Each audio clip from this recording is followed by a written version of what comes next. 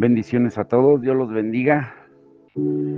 Atentos, como lo dijimos ayer en el estudio de hoy, que merece una mención aparte, y es la principal consecuencia de nuestra unión con Cristo.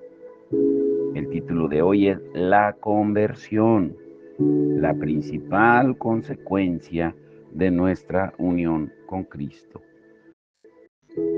Después de haber estudiado una serie de estudios tan importantes, ahora pasamos a una especie de punto de inflexión en nuestra consideración de la obra del Espíritu Santo en su aplicación de la redención.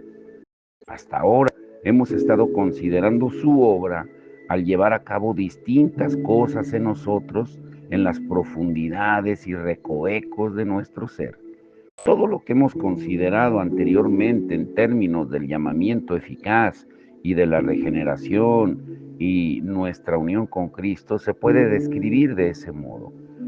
Es algo que hace el Espíritu y de lo que en el momento uno puede no ser consciente, o al menos nuestra conciencia no es esencial para efectuar la obra.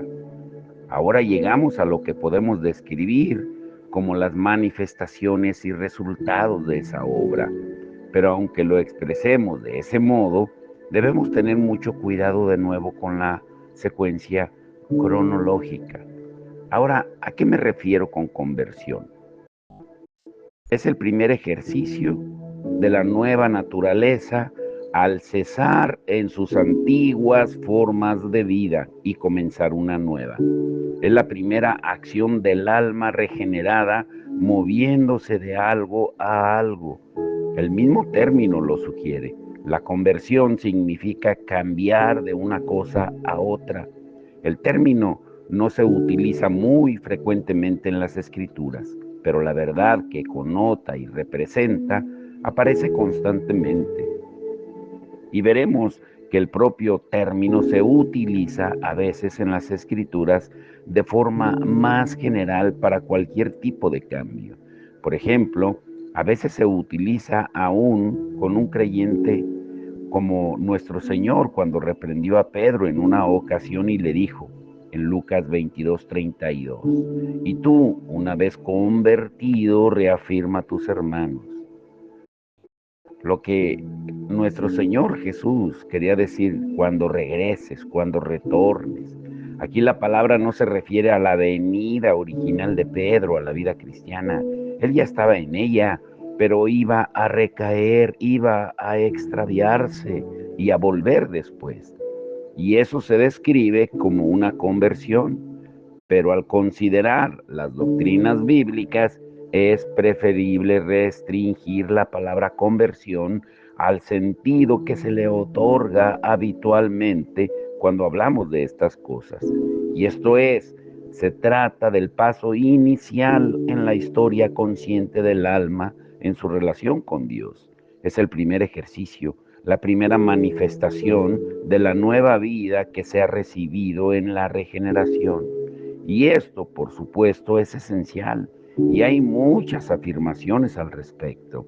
Se afirma específicamente en Mateo 18:3, de cierto os digo, dice nuestro Señor, que si no os volvéis y os hacéis como niños, no entraréis en el reino de los cielos. Pero todos los textos que hemos tratado al considerar la doctrina de la reconciliación se pueden aplicar aquí también del mismo modo. Textos como en Primera de Corintios 2:14, pero el hombre natural no percibe las cosas que son del Espíritu de Dios. Y Romanos 8:7, los designios de la carne son enemistad contra Dios. Los hombres y las mujeres deben salir de eso antes de poder ser cristianos. Deben salir de eso para entrar en este nuevo estado. De manera que la conversión es esencial. Nadie nace cristiano. Todos nacemos en pecado, formados en maldad, como dice el Salmo 51:5. Todos éramos hijos de ira, lo mismo que los demás, dice Efesios 2:3. Todos estamos sujetos al pecado original y la culpa original. De modo que debemos pasar por la conversión. Y la Biblia es muy clara acerca de eso. La siguiente pregunta que debemos de formularnos es, ¿cómo sucede? ¿Quién es el instrumento en la conversión? Y pues la respuesta es bastante simple. En primer lugar y principalmente la obra es del Espíritu Santo. El Espíritu Santo lo hace a través del llamamiento eficaz. Ya hemos estudiado esa doctrina y así es como tiene lugar ese proceso de conversión. El llamamiento se hace eficaz y eso es lo que lleva al siguiente paso, lo que tú y yo hacemos.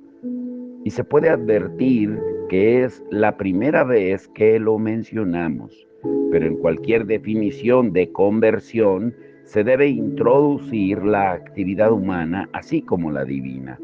El llamamiento se hace eficaz y debido a esa eficacia hacemos algo al respecto. Esa es la conversión. Las dos vertientes, las dos corrientes, el llamamiento y la respuesta. Y hemos visto cómo todo esto se hace posible, pero al tratar la conversión debemos por fuerza hacer igual hincapié en la actividad de los seres humanos. Ahora bien, en la regeneración y en la unión somos absolutamente pasivos, no desempeñamos ningún papel en ellas. Es completamente una obra del Espíritu Santo en el corazón. Pero en la conversión actuamos, nos movemos, recibimos el llamamiento y lo hacemos. Por eso ayer les decíamos que este estudio merecía una mención aparte. Ahora vamos a considerar entonces las características de la conversión. Y a veces este es uno de los temas, bueno, creo que es uno de los temas más importantes que los cristianos debemos considerar juntos. ¿A qué se debe? Pues de que es vital que consideremos la enseñanza bíblica sobre la conversión, porque existe tal cosa como la conversión transitoria. Escúchalo bien. Existe tal cosa como la conversión transitoria. Hemos advertido cuántas veces eh, nuestro Señor la trató en su propia enseñanza, como en ocasiones, cuando leemos, parece que disuade a las personas de la idea de seguirle. Él dice, hubo un hombre que dijo, te seguiré donde quiera que vayas. Y nuestro Señor, en lugar de decirle, wow, qué bueno, maravilloso, le dijo, a ver, espera un momento. Las zorras tienen guaridas y las aves del cielo nidos, mas el Hijo del Hombre no tiene dónde recostar su cabeza. En Mateo 8, 19 y 20. ¿Te das cuenta de lo que estás haciendo? Prácticamente le estaba diciendo, es un hombre insensato el que va a la guerra sin conocer sus recursos. Es un hombre igualmente insensato el que comienza a construir una torre sin asegurarse de tener suficiente material para terminarla. Nuestro Señor, debido a que conocía el peligro de que ocurra algo transitorio, pasajero, lo trataba constantemente y parecía estar espantando a las personas. Y ciertamente le acusaron de hacer imposible el discipulado. Tomemos ese gran capítulo de Juan, en que las personas corrían tras de él y se aferraban a sus palabras debido al milagro de alimentar a 5,000 hombres, sin contar mujeres y niños. Y nuestro Señor parecía estar intentando espantarlos deliberadamente, de modo que un gran número que pensaba que eran discípulos, se nos dice que volvió sobre sus pasos y no siguió con él. Está bastante claro que nuestro Señor impartió esa enseñanza deliberadamente porque estaba estableciendo una distinción entre el espíritu y la carne. Sabía que eran carnales y que deseaban recalcar la vital importancia de asimilar lo espiritual. Deseaba a Jesucristo que ellos le dieran preferencia a lo espiritual, no a lo carnal. Y tomemos también la parábola de Mateo 13, la parábola del sembrador y la exposición que nuestro Señor hace de ella. Y advirtamos especialmente los versículos 20 y 21 de Mateo 13. Dice, y el que fue sembrado en pedregales, este es el que oye la palabra y al momento la recibe con gozo, pero no tiene raíz en sí, sino que es de corta duración. Pues al venir la aflicción o la persecución por causa de la palabra, luego tropieza. Pero advirtamos lo que dice nuestro Señor sobre este mismo hombre. Al momento la recibe con gozo la palabra. A eso es a lo que nos referimos con conversión transitoria, pasajera.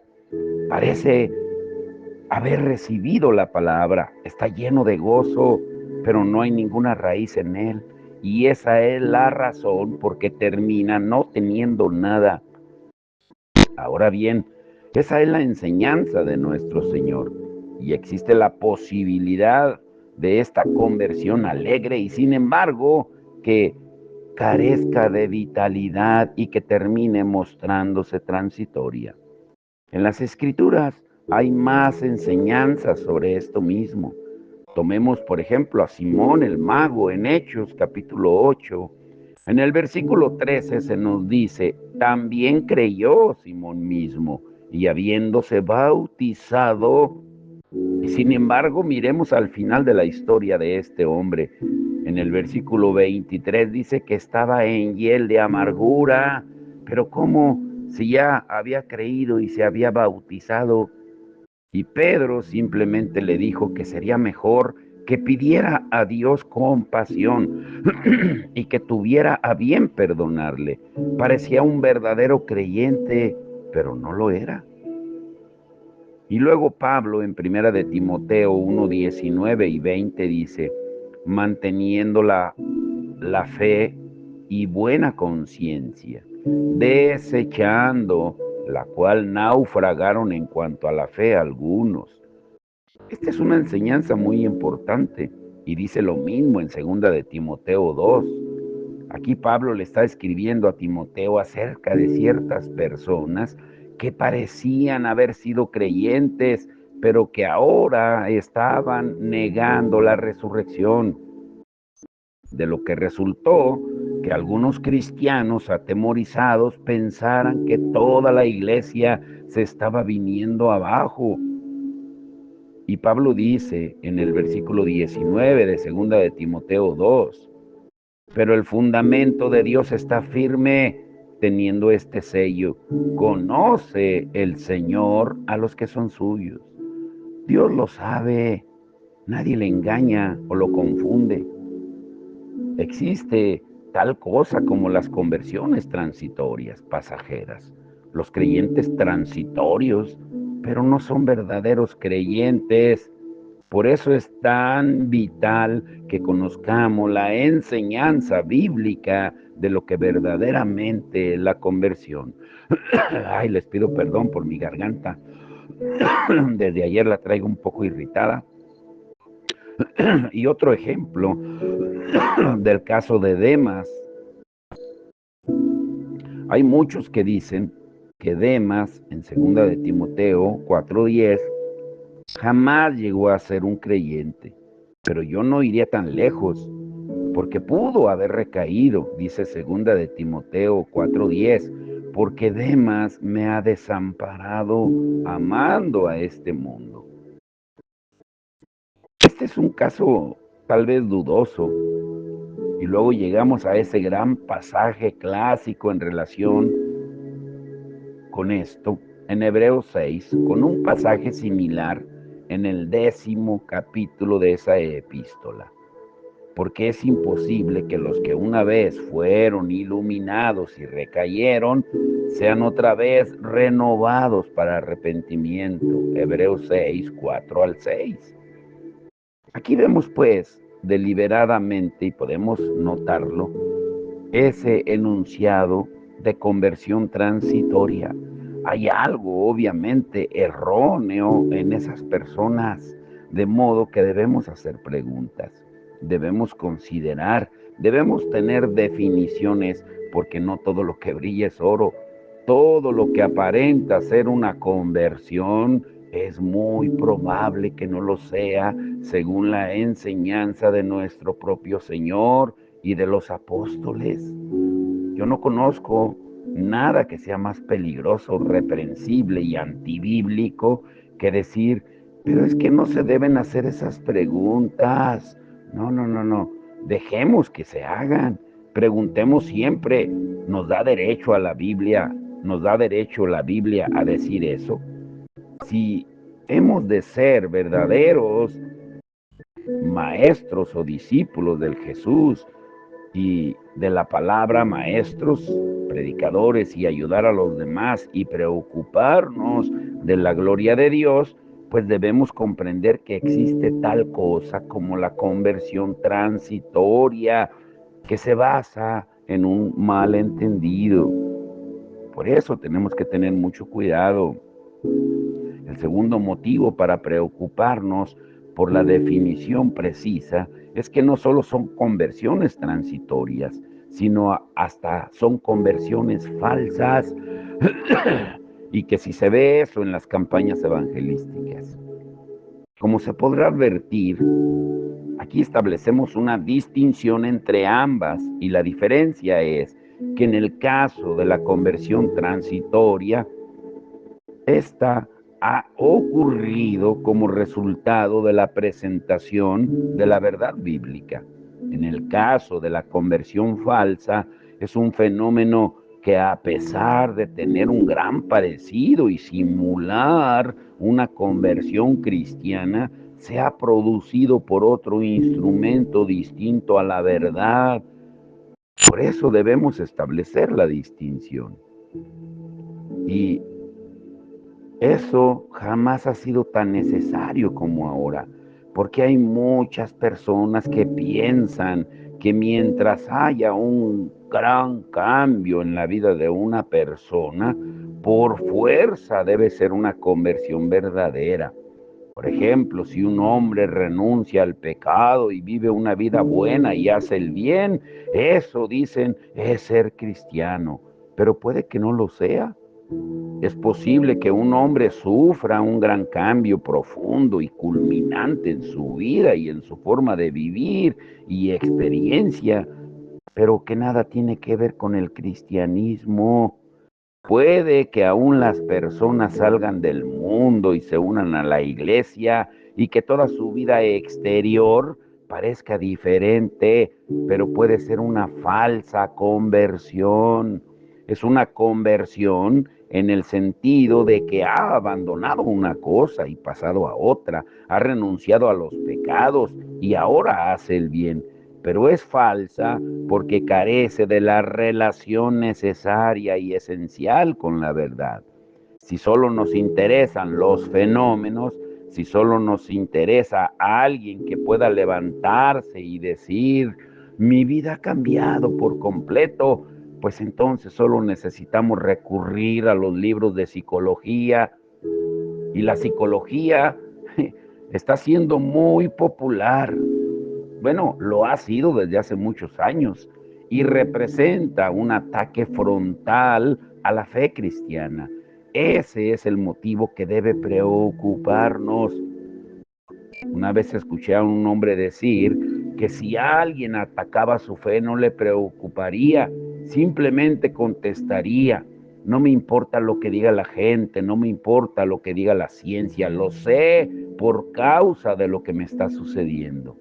Ahora bien, mi respuesta a eso fue sí, y cada psicólogo de tu audiencia sonreiría. Dirían, uy, estamos de acuerdo en que has tenido un cambio y una experiencia psicológica, pero por supuesto eso lo pueden provocar muchas cosas y rechazar el cristianismo. La defensa de la fe cristiana jamás debe confiar simplemente en una experiencia que hayamos tenido. La defensa de la fe cristiana es la verdad objetiva de la palabra. Así pues, a menos que en este momento tengamos cuidado de definir la conversión, existe el peligro de que no tengamos nada que decir a aquellos que han pasado por una de esas falsas experiencias. Pero hay una cosa más, y aquí es donde abandonamos lo falso y lo transitorio y pasamos a algo más inmediatamente práctico. Hay elementos variables en relación con la conversión y debido a ellos debemos tener mucho cuidado de saber cuáles son los esenciales. Déjenme ilustrar lo que, lo que quiero decirles. Tomemos el elemento del tiempo, el factor del tiempo en una conversión. Debe ser repentina. ¿Es imposible que sea gradual? Bueno, debemos decir que la escritura no enseña que sea necesariamente repentina. Lo importante es que ha sucedido ya sea repentina o gradualmente. El elemento del tiempo no es, perdón, el elemento del tiempo no es una de las cosas absolutamente esenciales, porque puede tener su importancia, pero no es vital. En segundo lugar, debe ser una conversión dramática. Todos tendemos a darle mucha importancia a ese tipo de cosas. Y yo sé que aunque lo nieguen, eso es verdad.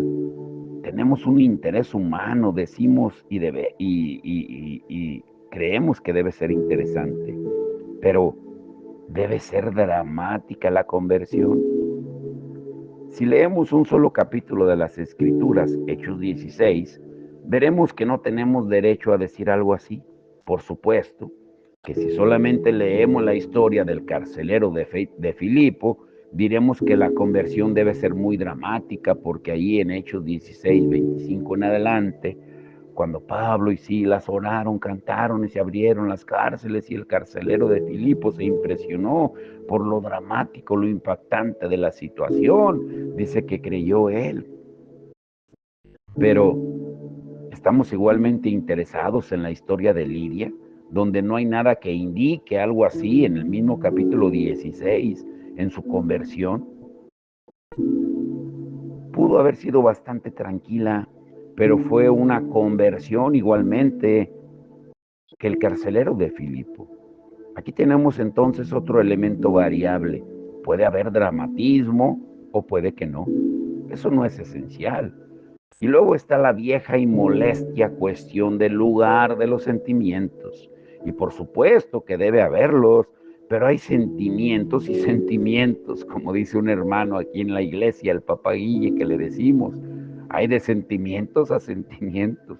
Y pueden ser muy intensos o no serlo, pero siguen siendo sentimientos. Todos diferimos en nuestra naturaleza y temperamento. Y en esta cuestión de los sentimientos, ciertamente diferimos mucho. La persona más exaltada no siempre es la que más sentimientos tiene. Sobre la sencilla flor, tanto mecerme pudiera, que en mi ser se produjera un sentimiento de amor tan profundo que impidiera llegar nunca hasta el dolor, ni al llanto que produjera. ¡Qué sentimientos, Señor! Ese es un poema eh, de alguien llamado Wordsworth, que de manera que indica que no es necesariamente el que más llora, el que tiene los sentimientos más intensos, porque otra persona puede estar sintiendo tan profundamente que sus sentimientos, como si dijéramos, están más allá de la misma posibilidad de las lágrimas. Los sentimientos son variables y se expresan de formas variadas en personas diferentes. Y luego está toda la cuestión de la edad. Algunos han dicho que a menos que uno se convierta en su adolescencia, jamás se convertirá en absoluto, debido a que los factores psicológicos nunca volverán a estar presentes. Pero eso es una completa tontería, es antibíblico. Jamás he visto una conversión más asombrosa que la que pude ver en gente mayor. Hemos tenido gente de más de 90 años. El domingo se bautizó una hermana de 92 años y gracias a Dios por ello. No hay ningún límite de edad. La edad no hace la menor diferencia. Estamos hablando de algo que el Espíritu Santo produce. Hay tanta esperanza para un hombre que está a un paso de la tumba y del infierno como para un adolescente, que también tuvimos a un adolescente que él en ese momento él quiso dar ese paso de obediencia. No hay edad para obedecer, no hay edad para la conversión, si es que nos interesa la verdadera conversión. Si nos interesan las experiencias psicológicas, pues entonces, pues estoy de acuerdo que la adolescencia es el momento más adecuado para eso. Todo resulta muy explosivo en ese momento, con rozar solamente un cerillo y sucede todo, pero no nos interesan los cambios psicológicos. Estamos hablando de la verdadera conversión cristiana espiritual y ahí, gracias a Dios, la edad es completamente irrelevante. Ahora, escucha bien esto. Hemos considerado estas cosas porque siempre hay una tendencia a estandarizar el aspecto variable de la conversión. A veces sucede en el evangelista, en su deseo de que todo el mundo se convierta de la misma forma y duda de los convertidos, a menos que sean todos iguales. Pero puede que también ocurra en nosotros. Todos deseamos ser iguales. Ese es siempre uno de los peligros en cuanto a leer acerca de las experiencias de otros. Consciente o inconscientemente, tendemos a reproducirlas. Es parte de nuestra constitución y de nuestra naturaleza. Somos imitadores y si nos gusta algo que vemos en otra persona, deseamos que sea cierto de nosotros también. Y luego tendemos, asimismo, a concentrarnos en manifestaciones concretas de la conversión. Los sentimientos, por ejemplo, son solo un aspecto y sin embargo les damos mucha importancia. Y esto puede ser extremadamente peligroso, porque como ya lo hemos visto, los sentimientos son una de muchas variables y ese camino puede llevar a la tragedia. Algunas personas siempre están insistiendo en la presencia de una cualidad variable que no es esencial, pensando que era esencial. Y no habiéndola experimentado, dicen que nunca han estado convertidos. Y eso puede llevar a una infelicidad indecible e innecesaria. Un ejemplo de esto es, escuchen, es John Wesley, que pensó inmediatamente después de su experiencia en la calle Aldersgate que esa era su conversión, que nunca había sido cristiano hasta aquel momento. Y años más tarde dijo que había estado muy equivocado sobre ello y que ya era cristiano, solo que más parecido a un siervo que a un hijo. Lo único que le sucedió ahí fue que comprendió su fe. Y puede que Wesley estuviera en lo cierto o no, no lo sabemos, pero lo único que estamos señalando es que si postulamos algo que es variable e insistimos en ello, puede que hagamos un gran daño a los demás, a nosotros mismos, puede que digamos a otras personas que no están convertidas porque no se parecen o no se adecúan a nuestro patrón en particular. Debemos pues ser muy cuidadosos de no ir más allá de la escritura y decir cosas que la Biblia no dice. Es vital. Bueno, es esencial que tengamos definiciones claras en nuestra mente. ¿Y cuáles son entonces los elementos permanentes y esenciales de la conversión? ¿Mm? ¿Cuáles son? Te voy a dejar con eso. Mañana vamos a continuar con este tema. Les dije que este tema merecía una mención aparte, porque después de la conversión veremos el arrepentimiento. Y tú dirás, bueno, el arrepentimiento no es antes de todo. Te vas a sorprender al igual que yo. Cuando lleguemos mañana, que tocaremos para finalizar la semana en ese punto. Pero vamos a orar y darle gracias a Dios. Padre, en el nombre de Jesús, te damos gracias por tu amor, tu misericordia, porque tú eres bueno y porque tus misericordias son nuevas cada mañana. Señor, hoy te rogamos, como dice el Salmo 92:10, que unjas con aceite fresco nuestra cabeza y nos des fuerzas como de búfalo. Yo te pido salud por mi garganta, por mi cuerpo, Señor. Que seas tú restaurándolo, fortaleciéndolo, Señor, para seguir haciendo la obra que nos has encomendado.